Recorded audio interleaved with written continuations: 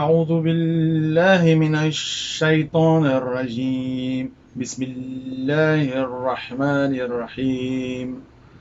Mes chers frères et sœurs, il est arrivé devant mes yeux ce livre qui s'appelle Shaitan. Astaghfirullah.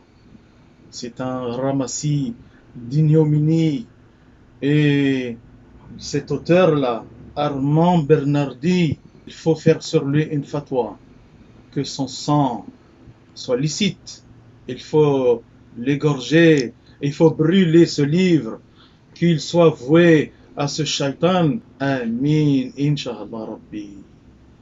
Voilà, c'était une fausse fatwa, mesdames et messieurs. Attends, je te l'enlève, hein. Attends, on va mettre la kiffa. Voilà. Quelle horreur, ça pourrait se passer alors. Je pense que ça pourrait se passer. Alors moi, je pense que si jamais ça arrive, ce serait une très bonne publicité, parce qu'on a vu avec Salman Rushdie, ça lui a fait beaucoup de pub en fait. Et une partie de la réussite de son bouquin, c'est grâce à cette fatwa, et ce serait une publicité formidable. Mais ça prouverait une chose, ça prouverait qu'ils n'ont pas lu le livre. Et ils s'arrêtent juste sur la couverture, sur le nom de la couverture. Alors justement, ce livre-là, il est tout le contraire. Il est là pour dénoncer l'influence du Satan, l'influence satanique dans la société. Là, ça parle du début du XXe, mais c'est-à-dire c'est vraiment la société moderne, le monde moderne. Comment Satan, Shaitan, tire les ficelles derrière. Et donc, il faut bien parler de lui pour dénoncer justement cette influence satanique.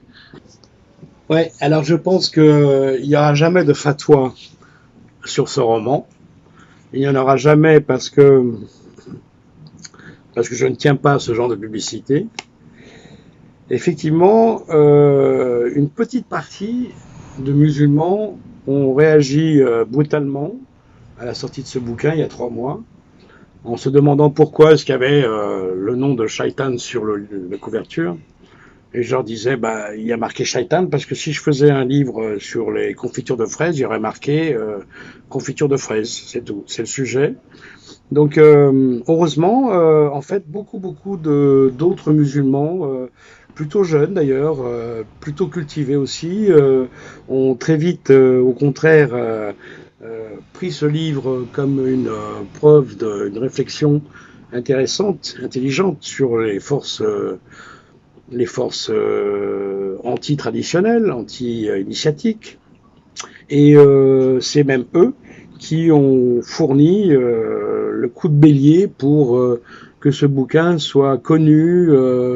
Ensuite sont arrivés des non-croyants, des non-musulmans, des non-croyants qui le disent, et qu'à regarder les commentaires, à quel point ils ont compris des tas de choses sur l'islam dont ils n'étaient pas au courant.